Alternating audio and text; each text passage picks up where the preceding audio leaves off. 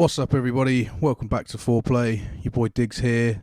Today I am doing a video on a beginner's guide to deck building on the awesome Teppen. Hope you enjoy.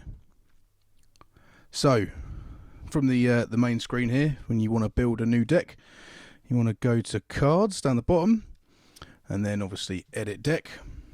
So from here, so there's a list of all my decks there. If you scroll right down to the bottom of any decks you might have, the game's unlocked for you as you play.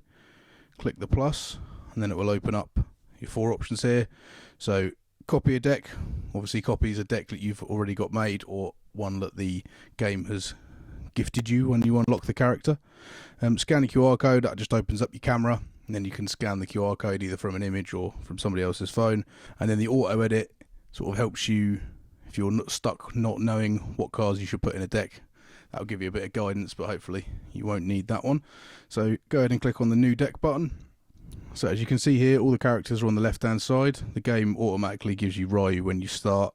You can unlock the rest of them just by playing through the single player campaign. I think every mission, or every character rather, is 3 missions. Complete those 3 missions, you unlock the character and their first hero art.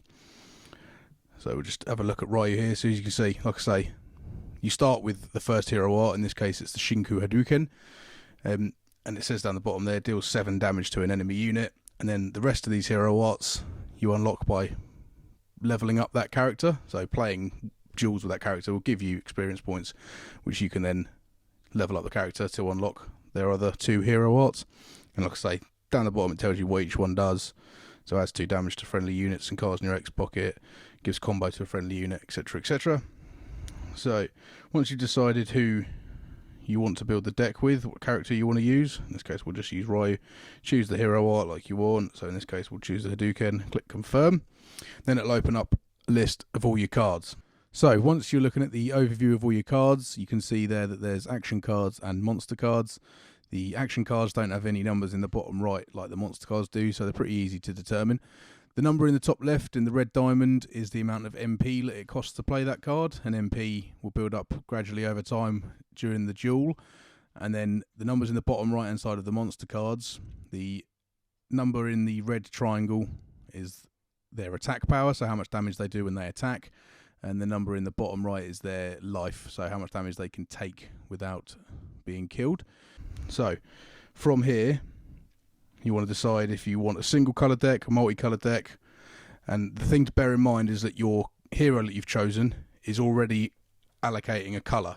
So in Ryu's case, he's red, so you've already effectively got a red element in your deck. So any red cards you add won't affect your total MP. Now, if, for example, you were to start adding green cards to this deck, as you can see here, we'll just throw one of them in.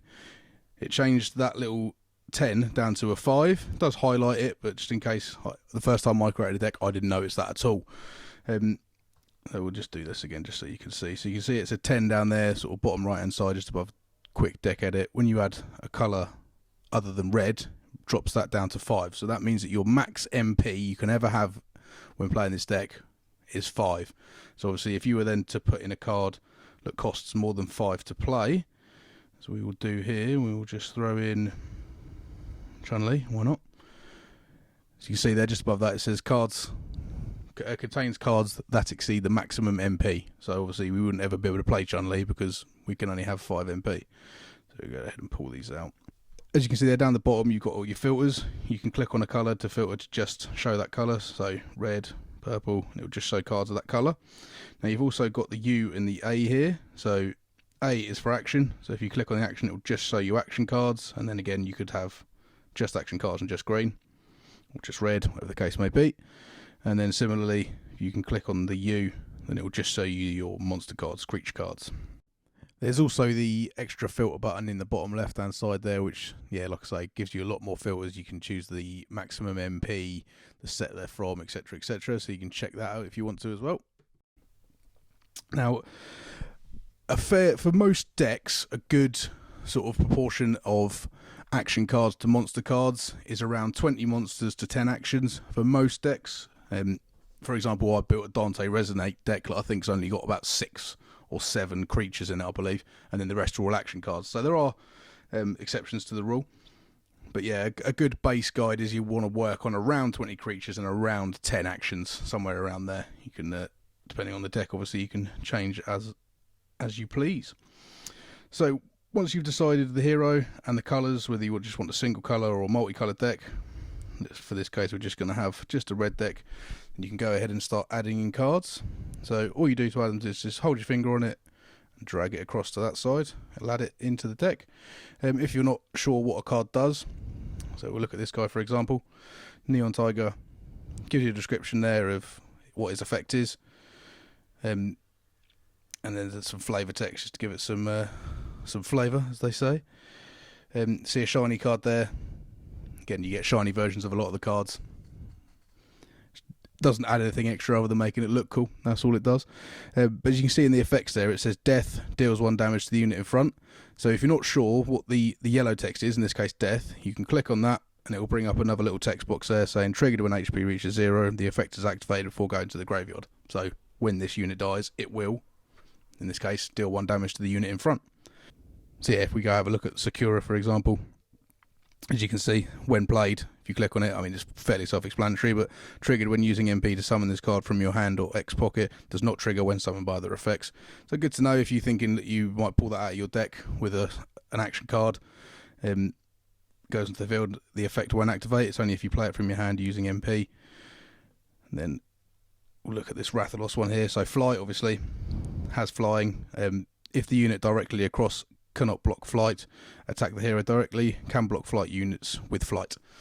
And then rush speeds up the first attack after you play. So as soon as you put it down, your opponent has to be very quick to stop getting dealt damage.